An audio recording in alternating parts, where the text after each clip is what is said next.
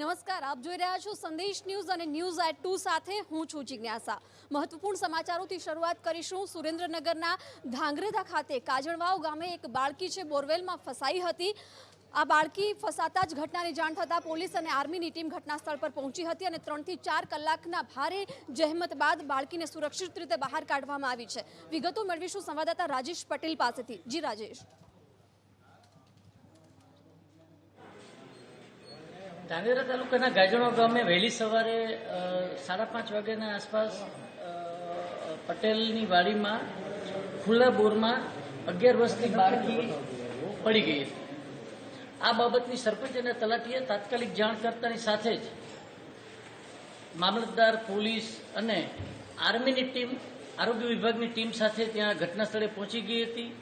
3 કલાકના rescue operation બાદ બાળકીને ઓક્સિજન સાથે એના હાથ દોરી સાથે ફસાયા બાદ એને કાઢવામાં સફળતા મળી હતી અને બાળકીને આર્મી દ્વારા કાઢ્યા બાદ તાત્કાલિક ધાંગધ્રા સરકારી હોસ્પિટલમાં અત્યારે સારવાર માટે લાવવામાં આવી છે અને બાળકી અત્યારે એકદમ સ્વસ્થ છે। એના એક્સરે અને એની સારવારની કાર્યવાહી અત્યારે ચાલુ છે। બિલકુલ રાજેશ, આભાર સમગ્ર માહિતી આપવા બદલ। બાળકી અત્યારે સુરક્ષિત છે। બીજી તરફ વડાપ્રધાન નરેન્દ્ર મોદી સતત બીજા દિવસે આજે ગુજરાતના પ્રવાસે છે। ગાંધીનગર ખાતે ગિફ્ટ સિટીમાં બુલિયન એક્સચેન્જ કાર્યક્રમમાં વડાપ્રધાન હાજરી આપવાના છે। એ માટે અમદાવાદ આવશે। અમદાવાદથી ગાંધીનગર પહોંચશે। રાજભવનમાં 2 થી 1.5 કલાકનું રોકાણ અને ત્યારબાદ ગિફ્ટ સિટીમાં કાર્યક્રમમાં હાજરી આપવાના છે। નાણામંત્રી નિર્મલા સીતારમણ પણ ગુજરાત આવી પહોંચ્યા છે। વિગતો સાથે જોડાયા છે સંવાદદાતા હિરેન રાવલ। જી હિરેન।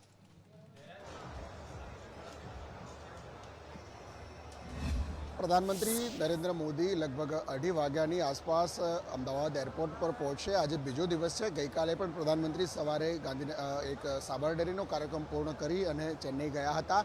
आज फरीथी तेवो गांधीनगर आवशे। राजभवननो 2 कलाक जेटलो समय छे ते अनामत राखी गिफ्ट सिटी खातेनो जे कार्यक्रम है ते 4 वागे पहुंचशे। 4 वागे आ गिफ्ट सिटीनो कार्यक्रम है। लगभग 1.5 कलाक जेटलो कार्यक्रम चालशे। तमने खास दृश्यो बतावीशुं गिफ्ट सिटी ना के ज्यां प्रधानमंत्री नरेंद्र मोदी आंतरराष्ट्रीय फाइनान्शियल इंस्टीट्यूट है तेनु लोकार्पण पण अहींयाथी करवाना छे। एक केम्पस तैयार थयेलुं छे तेनो शिलान्यास पण थवानो छे अने साथे वैश्विक स्तरे स्टॉक एक्सचेंजनी अंदर भारतनु जे मजबूताई है ते जळवाई रहे अने तेनी पण शरूआत अहींयाथी प्रधानमंत्री नरेंद्र मोदी करवाना छे। लगभग 115 करोड़ना पेड अप केपिटल थी जे तैयार थयेलुं बुलियन एक्सचेंज है तेनी शरूआत पण प्रधानमंत्री नरेंद्र मोदी है तेमना द्वारा करवामां आवशे। कतार सहितना जे देशों है एमनी साथेना जे एमओयू है ए एमओयूनो कार्यक्रम पण अहींया राखवामां आव्यो छे जे अंतर्गत स्वीडन, लग्जमबर्ग, कतार और सिंगापुर रेग्युलेटरी ऑथोरिटी है तेनी साथे IFSCA ना जे करार है ते पण अहींया प्रधानमंत्री नरेंद्र मोदी की हाजरी में करवामां आवशे। महत्वनुं छे कि प्रधानमंत्री नरेंद्र मोदीए पोतानी एक अलगथी ज कल्पनाने, एक आगवी कल्पनाने आधारे आ गिफ्ट सिटी तैयार कर्युं छे कि जे IT क्षेत्रनी साथे हवे स्टॉक एक्सचेंजनी क्षेत्रे पण भारत विदेशनी अंदर पण तेनुं महत्व जळवाई रहे ते हेतुथी अलग अलग बुलियन एक्सचेंजनी प्रधानमंत्री शरूआत करवा जई रह्या छे। आ पहेला इंटरनेशनल स्टॉक एक्सचेंजनी पण प्रधानमंत्रीए आ गिफ्ट सिटीमांथी शरूआत करावी हती। बिल्कुल हिरेन, आभार समग्र माहिती आपवा बदल। बीजी तरफ भारे होबाळानी वच्चे राज्यसभा અને લોકસભાની કાર્યવાહી સોમવાર સુધી સ્થગિત કરવામાં આવી છે। અધીર રંજનના હોબાળા બાદ બંને ગૃહોની કામગીરી છે રોકવામાં આવી છે, સ્થગિત કરવામાં આવી છે સોમવાર સુધી। બીજી તરફ વારંવાર કાર્યવાહીમાં વિક્ષેપ પડવાને લઈને સાંસદ કિરીટ સોલંકીએ કહ્યું છે કે કોંગ્રેસ નથી ઈચ્છતી કે ગૃહની કાર્યવાહી સુવ્યવસ્થિત રીતે ચાલે। વિગતો સાથે દિલ્હીથી સંવાદદાતા અજય યાદવ જોડાયા છે। જી અજય। देखिए, निश्चित तौर पे अधीर रंजन चौधरी जो कि कांग्रेस के दिग्गज लीडर हैं और अक्सर अपने बयानों के लिए चर्चा में रहते हैं, उनके बयानों की वजह से आज लगातार दूसरे दिन संसद के दोनों सदन बाधित हुए और यहाँ तक कि लोकसभा और राज्यसभा की कार्यवाही सोमवार तक के लिए स्थगित कर दी गई। आज भी भारतीय जनता पार्टी के जो सांसद थे उनकी तरफ से मांग थी कि बाकायदा आधिकारिक तौर पे अधीर रंजन चौधरी को इस मामले में माफी मांगना चाहिए और खास करके बाहर नहीं बल्कि सदन के भीतर आके माफी मांगनी चाहिए। जबकि इस मामले में किरीट सोलंकी जो कि गुजरात कांग्रेस के बड़े लीडर हैं उनकी तरफ से कहा गया कि अधीर रंजन चौधरी ने न सिर्फ इस जो संविधान है उसकी गरिमा का अपमान किया है बल्कि राष्ट्रपति की जो गरिमा होती है उसका भी अपमान किया और साथ ही साथ उनकी तरफ से कहा गया कि इस मामले में सोनिया गांधी को हस्तक्षेप करना चाहिए, आगे आने चाहिए और आदेश देना चाहिए कि अधीर रंजन चौधरी दोनों सदनों में आकर के एक तरह से माफी मांगे और अपने बयान पे एक तरह से पछतावा करें। तो एक तरह से कहा जा सकता है कि जिस मुद्दे को लेकर के कल भी लोकसभा और राज्यसभा की कार्रवाई लगातार बाधित हुई थी, उसी मुद्दे को लेकर के आज भी भारतीय जनता पार्टी काफी आक्रामक थी और यहां तक कि कई सांसदों की तरफ से ये कहा गया कि इस मामले में अब सोनिया गांधी को सीधे तौर पे आगे आना चाहिए और हस्तक्षेप करना चाहिए और उनको आदेश देना चाहिए। तो कह सकते हैं कि लगातार दूसरे दिन संसद की कार्रवाई बाधित हुई है अधीर रंजन चौधरी के बयान पे, जबकि इसके पहले विपक्षी सांसदों के हंगामे की वजह से सदन की कार्रवाई बाधित होती थी। जी બિલકુલ અજય, આભાર સમગ્ર માહિતી આપવા બદલ। તો રાજ્યમાં ચર્ચાસ્પદ બોટાદ લઠ્ઠાકાંડ કેસમાં અત્યાર સુધી 48 લોકોએ જીવ ગુમાવ્યા છે અને 89 જેટલા લોકો છે અમદાવાદ અને ભાવનગરની હોસ્પિટલમાં અત્યારે સારવાર હેઠળ છે। બીજી તરફ પોલીસ સતત કાર્યવાહી કરી રહી છે। ગઈકાલે પણ 7 આરોપીઓના 4 દિવસના રિમાન્ડ મેળવવામાં આવ્યા છે। વિગતો મેળવીશું સહયોગી કૃષ્ણા પાસેથી। જી કૃષ્ણા। જે બિલકુલ જિજ્ઞાસા, ગુજરાતમાં દારૂબંધી પર કલંક સમાના લઠ્ઠાકાંડમાં અત્યાર સુધીમાં 48 લોકોના મૃત્યુ થયા છે। 6ની હાલત અમદાવાદમાં જે દાખલ કરવામાં આવ્યા છે સિવિલ હોસ્પિટલમાં, તેમાં 6ની હાલત હજુ પણ ગંભીર છે, 4ની હાલત ગંભીર છે, 6ને ડિસ્ચાર્જ કરવામાં આવ્યા છે અને 40થી વધારે હજુ પણ સારવાર લઈ રહ્યા છે। પરંતુ આ મૃત્યુઆંક વધે તેવી સંભાવના એટલા માટે છે કારણ કે ઘણા બધા દર્દીઓ હજુ ડાયાલિસિસ પર છે, તેમની હાલત ખરેખર ગંભીર છે અને જે લોકો આરોપીઓની હવે ધરપકડ કરવામાં આવી રહી છે, એક્શન લેવામાં આવી રહ્યા છે કારણ કે બુધવારે 2 બુટલેગરની ધરપકડ કરવામાં આવી હતી। ગઈકાલે અન્ય 7 લોકો સામે આરોપ દાખલ કરવામાં આવી ફરિયાદ અને 14 લોકોની ધરપકડ કરવામાં આવી છે। પોલીસ દ્વારા એવું કહેવામાં આવી રહ્યું છે કે જે પણ બુટલેગરો હશે અથવા જે પણ આ લઠ્ઠાકાંડમાં સામેલ હશે તમામની ધરપકડ કરવામાં આવશે। પરંતુ બીજી બાજુ હવે આ એક એવી ઘટના હતી કે જેમાં સરપંચે વારંવાર ફરિયાદ કરી હતી। હવે અન્ય જિલ્લાના સરપંચો પણ એક્શનમાં આવ્યા છે। બનાસકાંઠાના જેઠા ગામના સરપંચે ફરી એક વખત અપીલ કરી છે ગામ લોકોને દારૂનું સેવન ન કરવાની અને તેમણે એ સાથે ચીમકી પણ ઉચ્ચારી છે કે જો આવું કોઈ પણ વ્યક્તિ પકડાશે અથવા આવું દેખાશે ક્યાંય તો તેમની સામે કાયદેસરના પગલાં લેવામાં આવશે। મહિલાઓ રણચંડી બની છે થરાદમાં। આ મહિલાઓ શિવનગરની મહિલાઓ ડીવાયએસપી કચેરી પહોંચી હતી અને તેમણે ઉગ્ર વિરોધ નોંધાવ્યો, ઉગ્ર પ્રદર્શન કર્યું અને માંગ કરી કે ગામમાં જે દારૂના અડ્ડાઓ ધમધમે છે, જ્યાં પણ વેચાણ થાય છે, ઘણી બધી એવી હાટડીઓ ધમધમી રહી છે, તેના પર એક્શન લેવામાં આવશે, નહીંતર તેઓ ઉગ્ર વિરોધ કરશે આગળ પણ। બિલકુલ કૃષ્ણા, આભાર સમગ્ર માહિતી આપવા બદલ। તો બોટાદ લઠ્ઠાકાંડ મામલે કોંગ્રેસના નેતાઓ પણ એક બાદ એક સરકાર પર પ્રહાર કરી રહ્યા છે। રાહુલ ગાંધીએ પણ આજે ટ્વીટ કરી અને ગુજરાત સરકાર પર પ્રહાર કર્યા છે। રાહુલ ગાંધીએ ટ્વીટ થકી કહ્યું કે ડ્રાય સ્ટેટ કે જે સરદાર અને ગાંધીની ભૂમિ છે ત્યાં દારૂનો વેપલો થઈ રહ્યો છે, આખરે આ લોકોને કોણ રક્ષણ આપી રહ્યું છે। તો કોંગ્રેસના પ્રવક્તા મનીષ દોશીએ પણ પ્રહાર કરતા કહ્યું કે આ અગાઉ 2009માં પણ લઠ્ઠાકાંડ થયો હતો, 146 લોકોએ જીવ ગુમાવ્યો હતો, સરકારે એમાંથી પણ કંઈ શીખ ન લીધી। બીજી તરફ શક્તિસિંહ ગોહિલે પણ ગૃહમાં આ મુદ્દે ચર્ચા થવી જોઈએ એ વાત કરી છે। आज हमारी मांग थी कि संसद में इसकी चर्चा होनी चाहिए।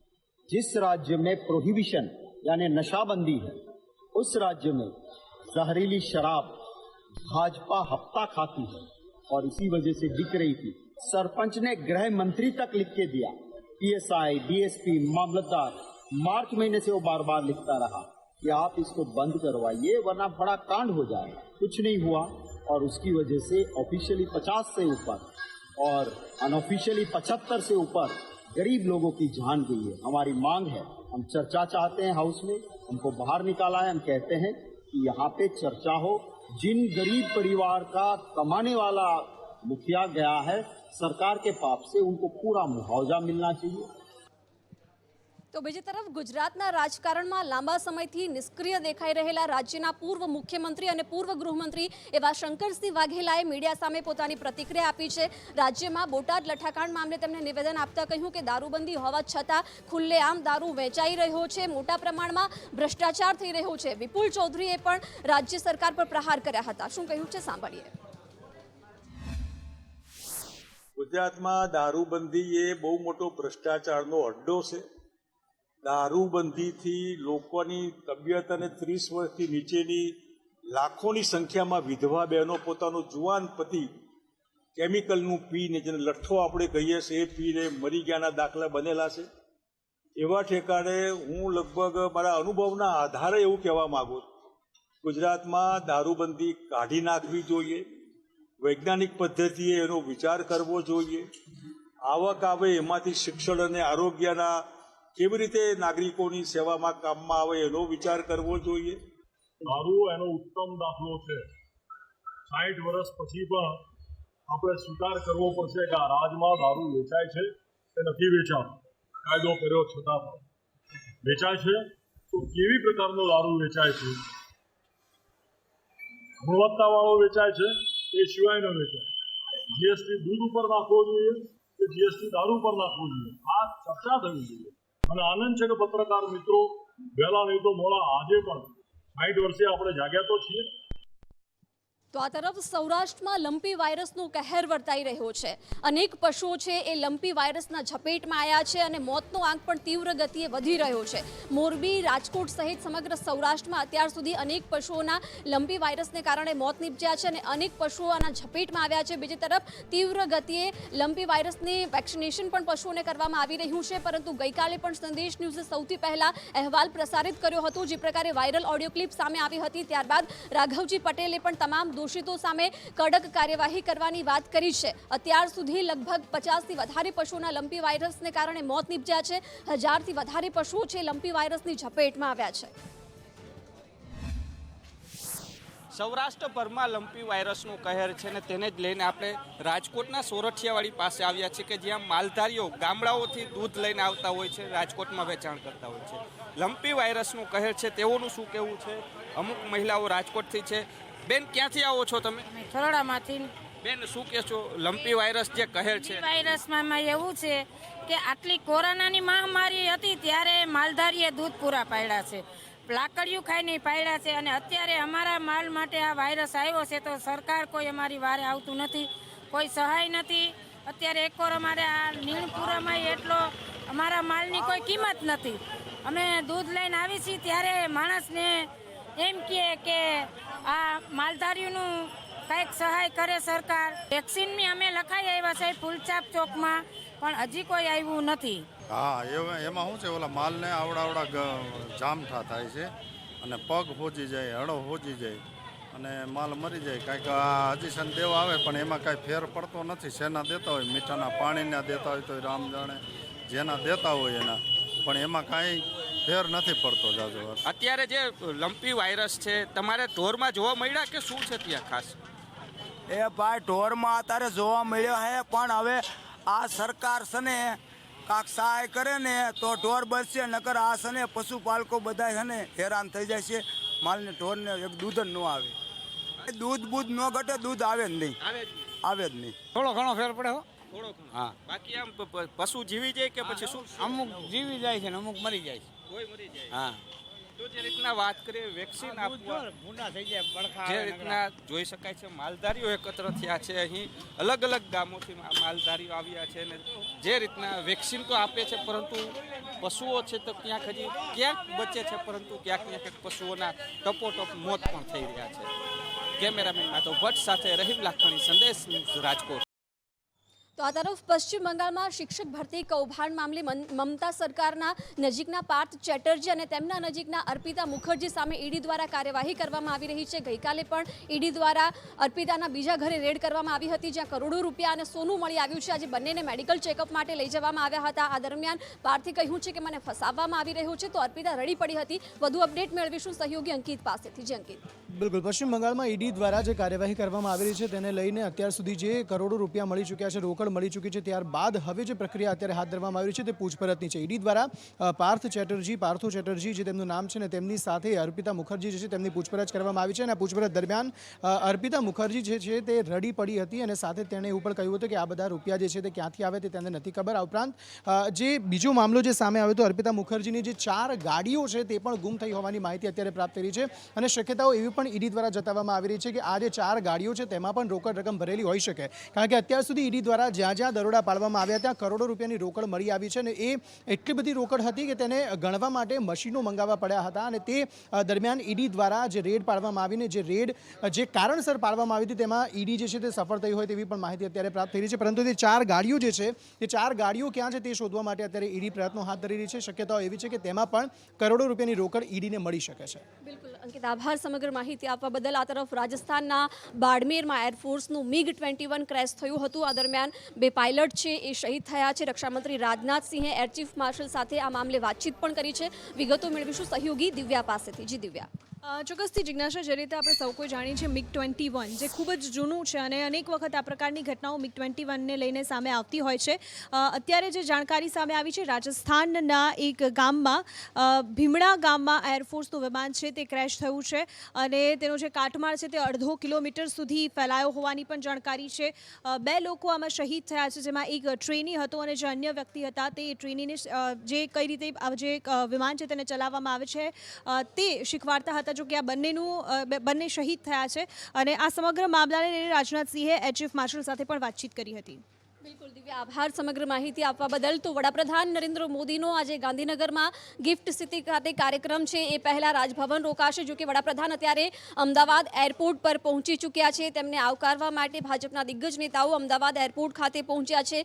નાણામંત્રી નિર્મલા સીતારમણ પહેલેથી જ ગુજરાત આવી ગયા છે. આજે વડાપ્રધાન નરેન્દ્ર મોદી સતત બીજા દિવસે ગુજરાત પ્રવાસે આવ્યા છે. ગાંધીનગરના ગિફ્ટ સિટી ખાતે બુલિયન એક્સચેન્જ કાર્યક્રમમાં તેઓ હાજરી આપવાના છે. જો કે એ પહેલા 1.5 થી 2 કલાક વડાપ્રધાન નરેન્દ્ર મોદી રાજભવન ખાતે રોકાણ કરશે. અત્યારે વડાપ્રધાનનું અમદાવાદ એરપોર્ટ ખાતે આગમન થયું છે. વિગતો સાથે સંવાદદાતા પ્રતીક જાદવ ફોનલાઈન સાથે જોડાયા છે. પ્રતીક, શું અપડેટ આ મામલે?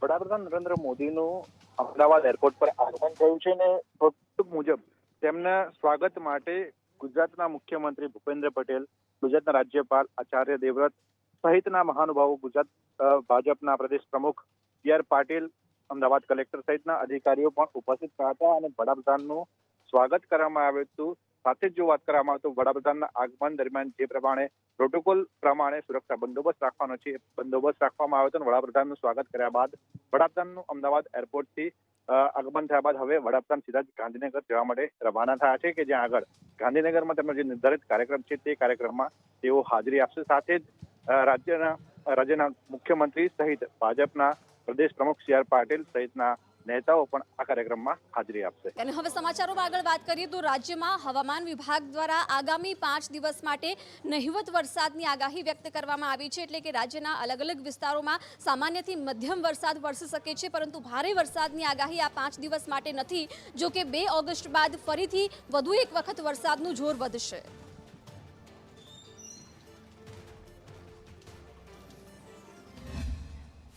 अगले 5 दिन में पूरी गुजरात में ज़्यादा बारिश होने का कोई संभावना नहीं है. कहीं एक आध जगहों में बारिश होने का संभावना है, आइसोलेटेड प्लेसेस में.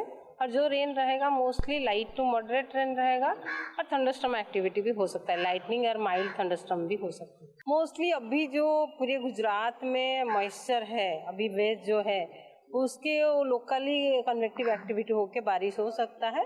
मोस्टली जो कन्वेक्टिव एक्टिविटी कहीं पे भी रह सकता है और वो उसका स्प्रेड ज़्यादा नहीं होने का संभावना है और कहीं एक आध जगह में हो जाएगा. और दक्षिण गुजरात में भी रह सकता है, मध्यम गुजरात में भी, इवन नॉर्थ उत्तर गुजरात में भी हो सकता है. अहमदाबाद में भी शाम को light to moderate thunderstorm activity हो सकता है. Even light to moderate rain भी मिलने का संभावना है. અને આજથી પવિત્ર શ્રાવણ માસની શરૂઆત થઈ છે, ત્યારે રાજ્ય સહિત દેશભરના શિવાલયોમાં ભક્તોનું ઘોડાપુર ઉમટ્યું હતું અને તમામ શિવાલયો છે હર હર ભોળેના નાદથી ગુંજી ઉઠ્યા હતા. શ્રાવણ માસમાં ભગવાન ભોળેનાથની ભક્તિ કરવાનો અનેરો મહિમા છે અને આજથી જ્યારે પવિત્ર શ્રાવણ માસની શરૂઆત થઈ છે ત્યારે રાજ્ય સહિત દેશભરના તમામ શિવાલયોમાં ભક્તોનું ઘોડાપુર ઉમટ્યું હતું. તમામ શિવાલયો હર હર ભોળેના નાદથી ગુંજી ઉઠ્યા હતા. ક્યાંક એવો માહોલ જોવા મળ્યો. વિગતો સાથે સહયોગી પ્રીતિ જોડાયા છે. જી પ્રીતિ. બિલકુલ, આજે સવારથી જે શિવ ભક્તો જે છે તેમની લાંબી કતારો જોવા મળી હતી ને એમાં પણ ખાસ કરીને જોવા જઈએ જિજ્ઞાસા તો જે ગુજરાતમાં 2 જ્યોતિર્લિંગ આવેલું છે, ગીર સોમનાથ વેરાવળ ખાતે પ્રભાસ તીર્થમાં બિરાજિત સોમનાથ મહાદેવ કે જ્યાં આજે પ્રથમ દિવસે હોવાથી જે મહાદેવ જે શિવલિંગ જે છે તેની આજે શૃંગાર આરતી કરવામાં આવી હતી ને પછી વિશેષ શૃંગાર કરવામાં આવ્યું હતું. તો નાગેશ્વર જ્યોતિર્લિંગ ખાતે પણ ભક્તો જે છે મોટી સંખ્યામાં ઉમટી પડ્યા હતા. ગુજરાતભરના શિવાલયોમાં અલગ અલગ કાર્યક્રમો પણ કરવામાં આવ્યા છે. ક્યાંક અભિષેકનો કાર્યક્રમ છે તો ક્યાંક બિલીપત્ર અર્પણ કરવામાં આવ્યું છે, તો ક્યાંક લઘુરુદ્રીનો કાર્યક્રમ કરવામાં આવી રહ્યો છે. અબાલ વૃદ્ધ સૌ કોઈ આજે શિવજીના ચરણોમાં પહોંચ્યા હતા અને સાથે જ અલગ અલગ મંદિરોમાં વિશેષ વ્યવસ્થા વ્યવસ્થા પણ કરવામાં આવી છે, કારણ કે ભક્તોની મોટી સંખ્યામાં ભીડ આવે, દૂધ અને જળનો તે અભિષેક કરતા હોય તો ક્યાં જળ અને દૂધની વ્યવસ્થા પણ ભક્તો માટે કરવામાં આવી છે. અને વધુ એક મહત્વના સમાચાર પર નજર કરીએ તો બોટાદ લઠ્ઠાકાંડ મામલે અત્યાર સુધી અનેક આરોપીઓની ધરપકડ કરાઈ છે, બુટલેગરોની ધરપકડ કરાઈ છે. જોકે સ્ટેટ મોનિટરિંગ સેલની તપાસમાં એક સૌથી મોટો ચોંકાવનારો ખુલાસો થયો છે. પિન્ટુ નામનો બુટલેગર કે જેની તપાસમાં એક મોટો ઘટસ્ફોટ થયો છે. મહારાષ્ટ્રથી ગુજરાતમાં તે દારૂ લાવતો હતો અને દારૂ વેચીને તે કરોડપતિ બન્યો છે. દર મહિને તે 25 કરોડ રૂપિયા કમાતો હતો. વિગતો મેળવીશું સંવાદદાતા જિગ્નેશ પટેલ પાસેથી. જી જિગ્નેશ. જિજ્ઞેશ, વાત કરવામાં આવે ગુજરાતની અંદર દારૂબંધી માત્ર કાગળ ઉપર છે, પરંતુ હકીકત એ છે કે દરેક જગ્યાએ દારૂ મળી રહે છે. અને આ હવે અમે નથી કર્યા, એસએમસી એટલે કે જે સ્ટેટ વિજિલન્સની ટીમ છે તેની તપાસ દરમિયાન આ હકીકત સામે આવી છે. એક આરોપી બુટલેગર કે જેનું નામ પિન્ટુ છે અને તે સમગ્ર દક્ષિણ ગુજરાતની અંદર દારૂ સપ્લાય કરતો હતો. મહારાષ્ટ્રના નંદુરબાર ખાતેથી તે દારૂ મોકલતો અને દક્ષિણ ગુજરાતમાં દારૂ વેચાતો હતો. તેના ઉપર સંખ્યાબદ્ધ ગુના દાખલ થયેલા છે અને તેમાંથી જ તે દર મહિને 25 કરોડ રૂપિયા કમાતા હોવાનો જે કાગળ ઉપર તેનો જવાબ છે તે દાખલ થયો છે. એટલે કે તે મહિને કરોડો રૂપિયા માત્ર દારૂ વેચવાથી કમાતો હોવાનો ખુલાસો થયો છે. વર્ષે ગણવા જઈએ તો આ કિંમત કદાચ કરોડો રૂપિયા, અબજો રૂપિયાને પહોંચી જાય છે. પરંતુ હવે જ્યારે તે એસએમસીની ધરપકડમાં છે, આજે 4 વાગે તેને કોર્ટમાં રજૂ કરવામાં આવશે, તેના રિમાન્ડ મેળવવામાં આવશે અને આ રિમાન્ડ દરમિયાન તેને કેટલી સંપત્તિ વસાવી છે, ક્યાં વસાવી છે તેની પણ કાર્યવાહી કરવામાં આવશે.